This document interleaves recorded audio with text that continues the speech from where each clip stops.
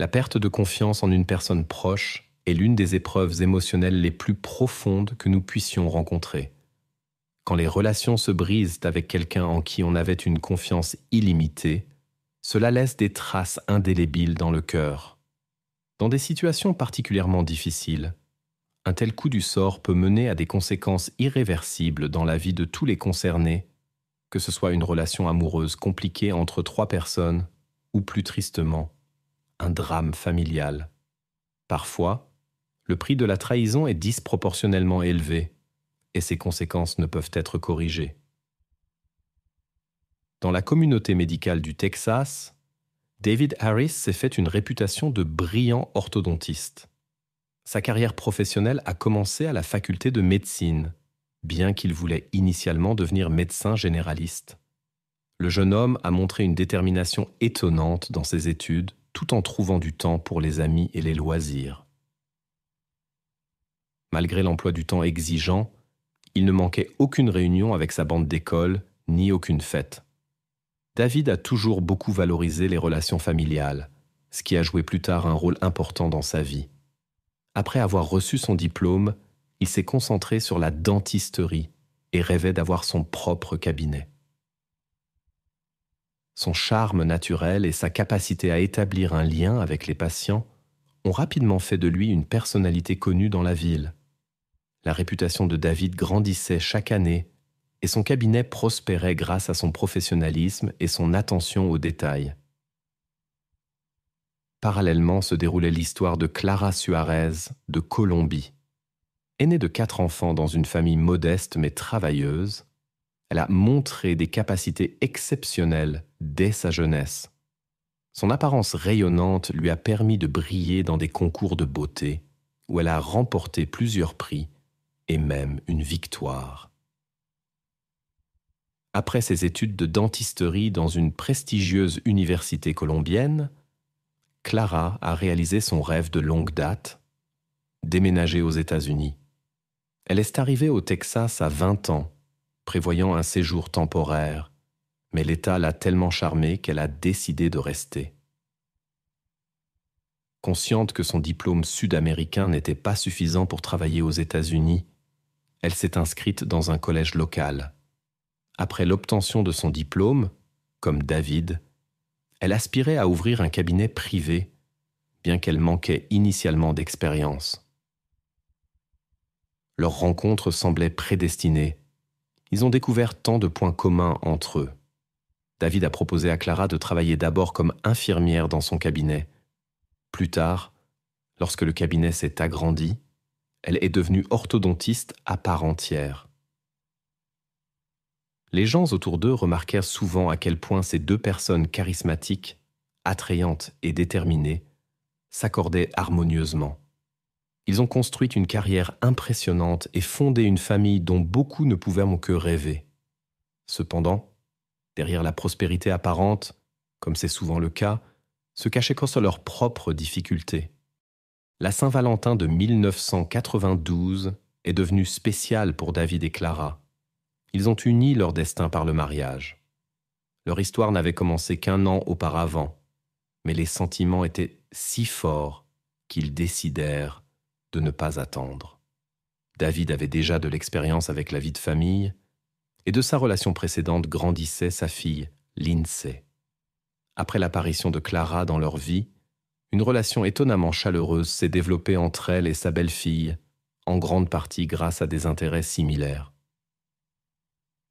Les années 90 ont apporté au couple un succès professionnel significatif. Leur cabinet dentaire s'est développé, nécessitant l'aide de nouveaux spécialistes. L'emplacement du cabinet dans le quartier prestigieux près de Houston, dans la communauté aisée de Friendswood, a contribué à la prospérité de l'entreprise familiale. Les Harris se sont installés dans une villa magnifique et pouvaient s'offrir une collection de voitures de luxe. Clara a toujours rêvé de la maternité. Cependant, le chemin vers ce rêve s'est avéré difficile en raison de problèmes de santé. Le couple a visité des spécialistes en planification familiale pendant plusieurs années, et la patience a été récompensée. Les jumeaux Brian et Bradley sont nés. Extérieurement, Leur union semblait idéale, mais derrière la façade du bonheur familial, des difficultés se préparaient. À cette époque, David a commencé à voir secrètement Gail Bridge, une mère de 39 ans de 3 enfants. Quand Clara a quitté le travail pour élever les jumeaux, c'est précisément Gail qui est arrivée comme assistante au cabinet.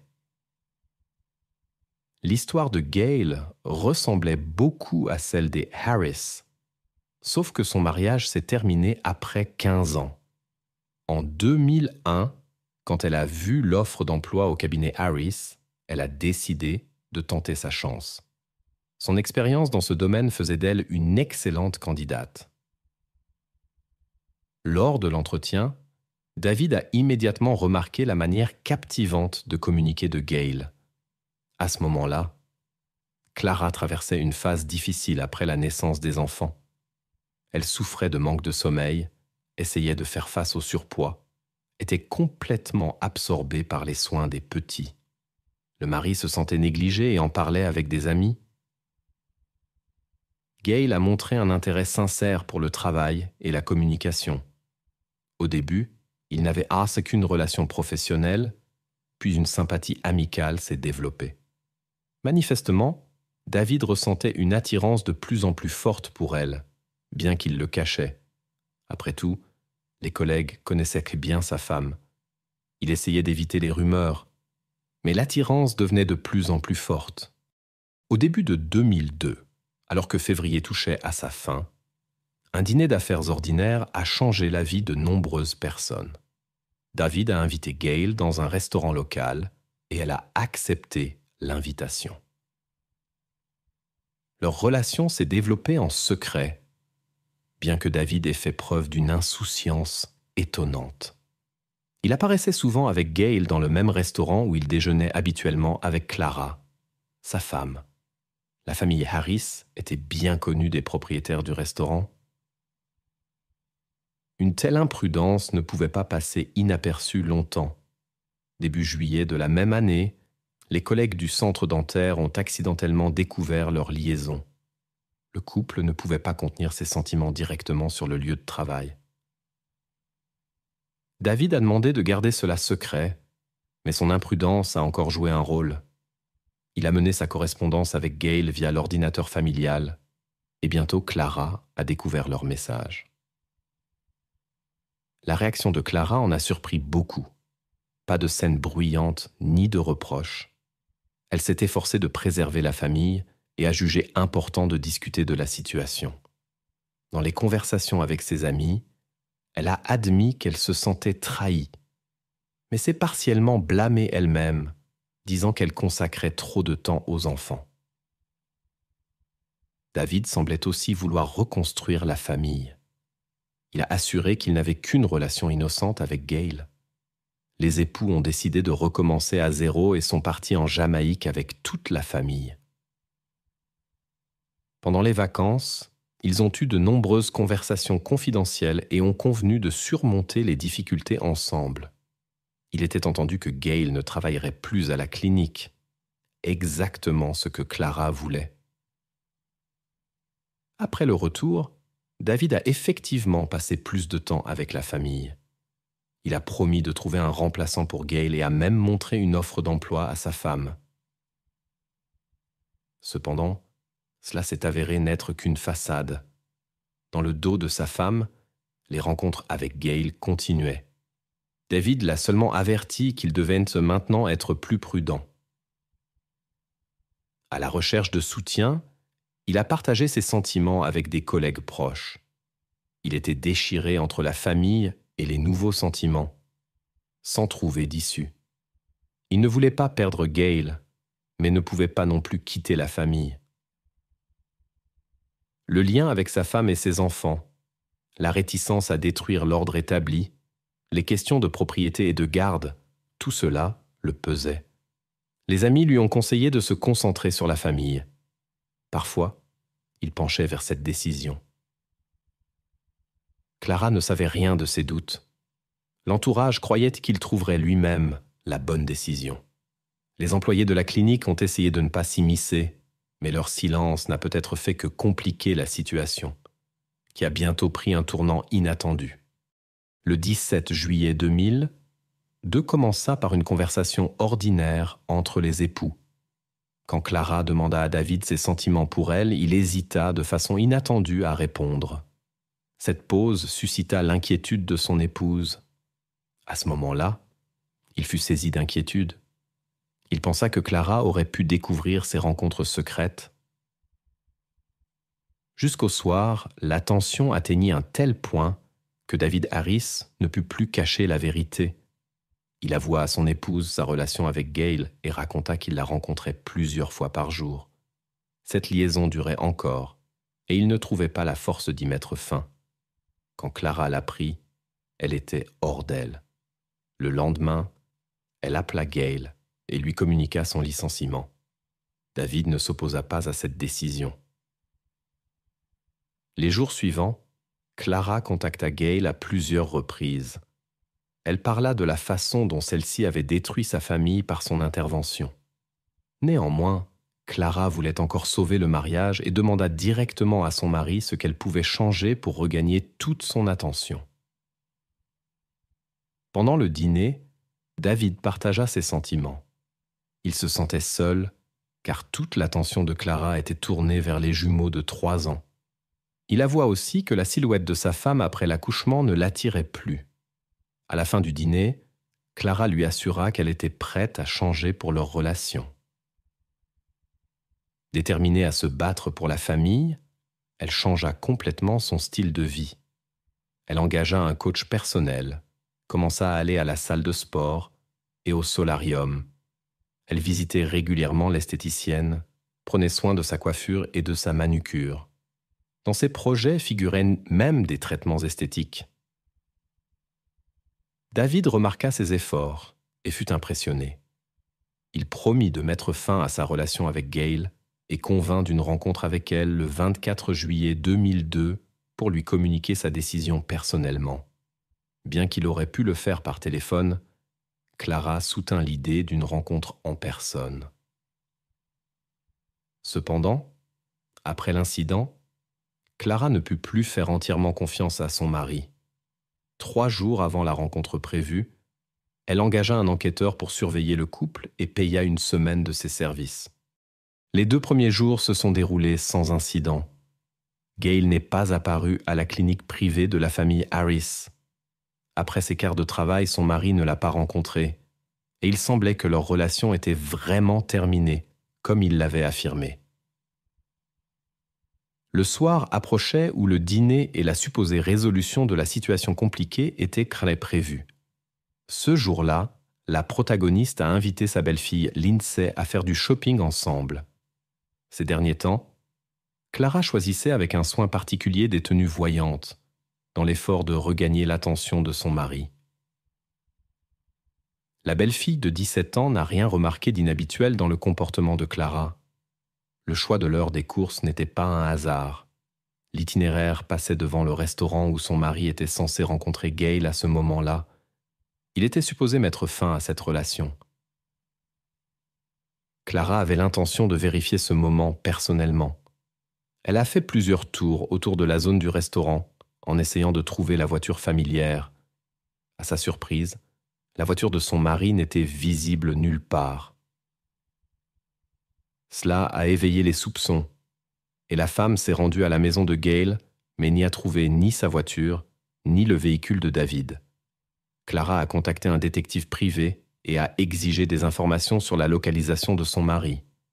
Le détective a confirmé l'absence du couple au restaurant, mais a refusé de révéler l'emplacement actuel en raison des politiques de l'agence. Il a promis de fournir des photos et des vidéos plus tard, mais a confirmé que le docteur Harris était à ce moment-là avec sa connaissance. Clara a insisté pour avoir l'adresse exacte. Selon la politique de l'entreprise, il était interdit aux employés de fournir des informations en temps réel sur la localisation des personnes sous surveillance pour éviter les conflits émotionnels. Néanmoins, Clara a fait preuve de persistance, contactant à plusieurs reprises la direction de l'agence et exigeant les données payées. Son état émotionnel devenait de plus en plus instable. Après de longues négociations, l'employé de l'agence a admis que le couple avait été vu entrant dans un hôtel, mais le nom et l'adresse restaient inconnus. Cependant, Clara était sûre de bien connaître les habitudes de son mari. Elle soupçonnait qu'il ne pouvait s'agir que d'un seul hôtel, celui où leur mariage avait été célébré il y a 10 ans. Quand elle y est arrivée, elle a immédiatement vu la confirmation de ses soupçons. La voiture de David était sur le parking. Cette fois, il avait été prudent. Il avait payé en espèces et s'était enregistré sous un autre nom. Mais sa présence ici était évidente. En sortant de la voiture, Clara a remarqué le véhicule de Gail garé à côté de la voiture de son mari. Dans un accès d'émotion, elle a endommagé les essuie-glaces des 2 véhicules avant de se diriger vers l'entrée de l'hôtel.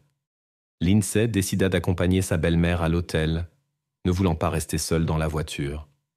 À la réception, elles demandèrent si des clients étaient enregistrés sous les noms de David ou Gail.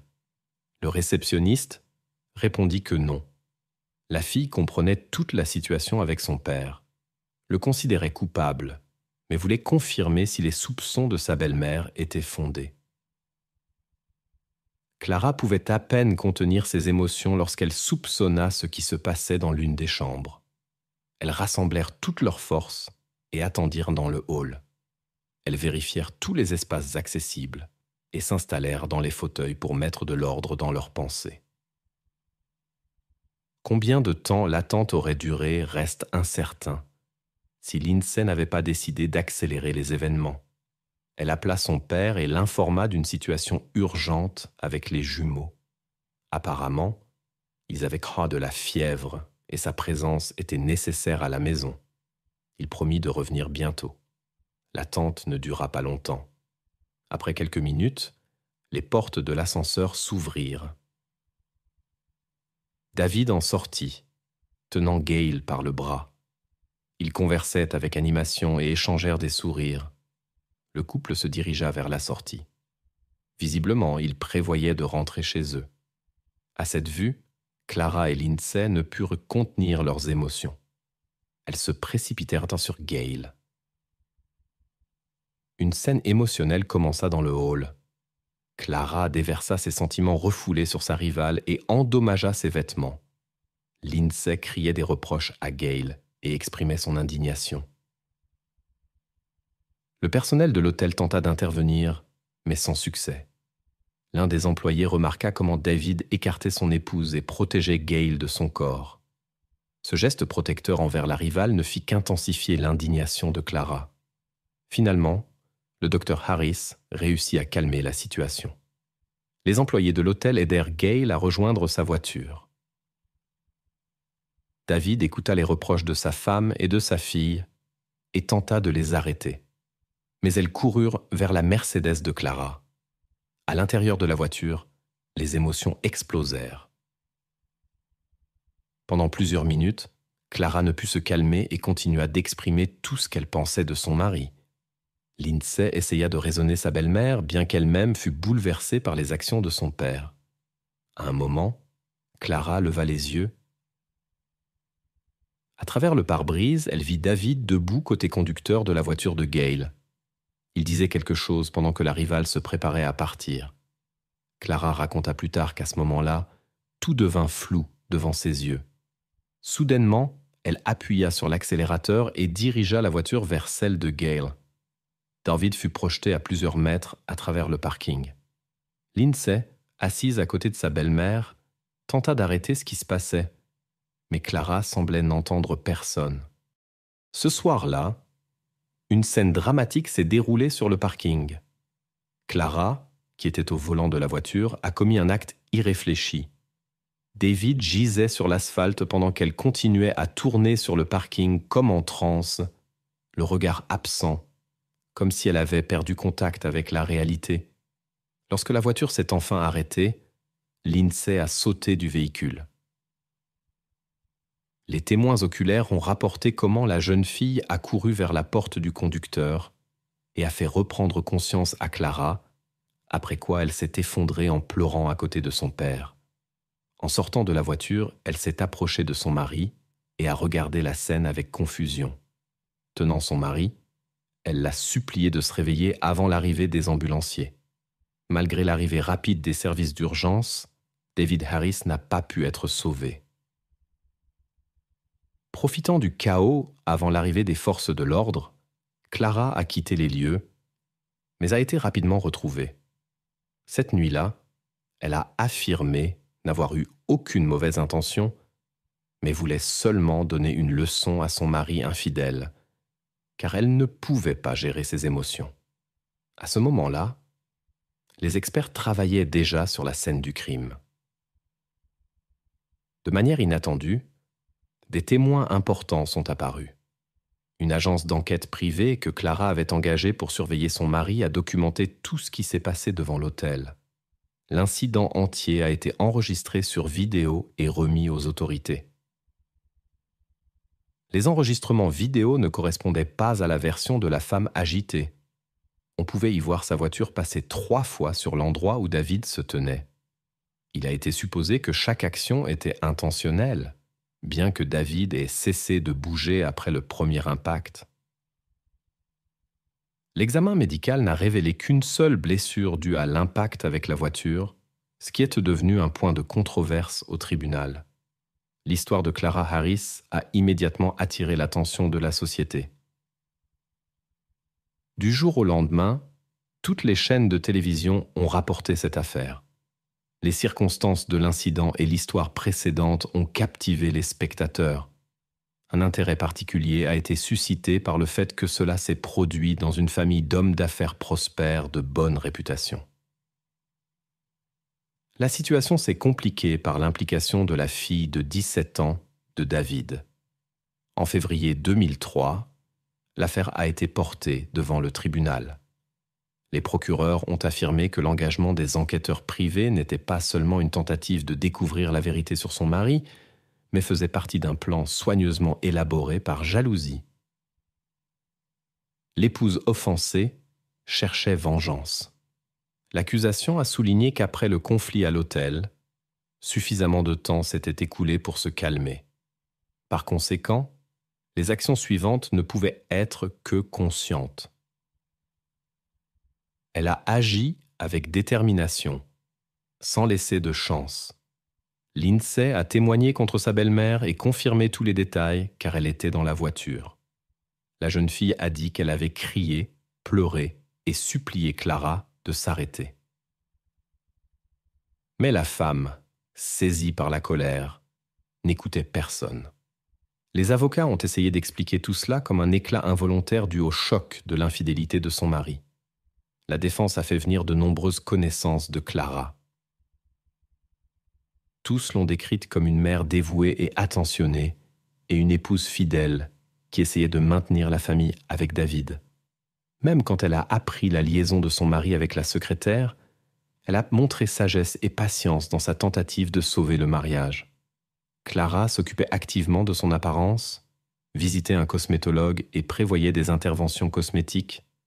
Tous ses efforts visaient à maintenir la relation avec son mari. Dans les dernières semaines avant l'incident, Clara a montré un comportement exemplaire en tant qu'épouse, malgré l'infidélité de son mari. Elle ne cuisinait que les plats préférés de David et montrait un soin et une attention particuliers dans leur vie privée. Dans sa déclaration, elle a décrit son état comme une profonde confusion mentale, déclenchée par la trahison. Clara a parlé de sentiments de colère, de méfiance et de perte de contrôle. Après le premier interrogatoire, elle a changé sa version des événements. Sur recommandation de son défenseur, elle a maintenant prétendu qu'elle voulait endommager la voiture de Gail et que la collision avec David était accidentelle car elle avait perdu le contrôle à grande vitesse. La défense l'a présentée comme une épouse fidèle, brisée par la trahison et agissant dans un état de tension extrême. Parmi les preuves figurait un enregistrement audio d'une conversation téléphonique. Lorsque Clara a appris l'existence d'un enregistrement vidéo de l'incident, elle a contacté une agence de détectives pour connaître les détails de l'enregistrement. Dans la conversation, elle s'est montrée étonnamment calme, sans signe visible de remords concernant ce qui s'était passé avec son mari. Elle n'a même pas essayé de qualifier l'événement d'accident, utilisant plutôt des formulations plus directes. Elle a discuté des circonstances de l'incident sans émotion. Ses questions sonnaient sèches et objectives, comme si elle ne faisait que recueillir des informations pour construire sa ligne de défense. Tout cela contrastait avec son apparition publique, où elle affichait un chagrin inconsolable. Malgré les efforts des avocats, le jury a rendu un verdict pour délit grave. Le tribunal a imposé 20 ans de prison, ce qui a provoqué l'indignation parmi les proches du docteur Harris. Une telle sentence a été possible en raison des particularités de la législation texane. Avec une peine maximale de 20 ans, la peine minimale n'était que de 2 ans. De plus, le tribunal l'a obligé à payer 10 000 $ d'indemnisation à la famille de la victime. Beaucoup ont considéré cette décision trop clémente, compte tenu des circonstances de l'affaire. La défense a réussi à décrire l'état mental de l'accusé de manière si convaincante que certains jurés ont douté de sa responsabilité dans ce qui s'était passé. L'opinion publique était divisée. Certains considérèrent la sentence trop sévère, d'autres insistaient sur une révision de l'affaire, estimant la peine insuffisante. Le jour du prononcé du jugement coïncidait avec une date spéciale. Cela aurait fait 11 ans d'union pour ce couple. L'atmosphère dans la salle d'audience était imprégnée d'une intensité émotionnelle particulière. Dans ses apparitions publiques, Clara a largement partagé ses expériences de cette période. La femme a avoué qu'elle ne peut toujours pas traiter ce qui s'est passé, sachant bien que des épreuves difficiles l'attendent. Avec amertume, elle a reconnu qu'il y aurait eu une voie plus simple, le divorce et le retrait légal de tout ce qui lui était important. Cela aurait été la leçon la plus dure pour lui.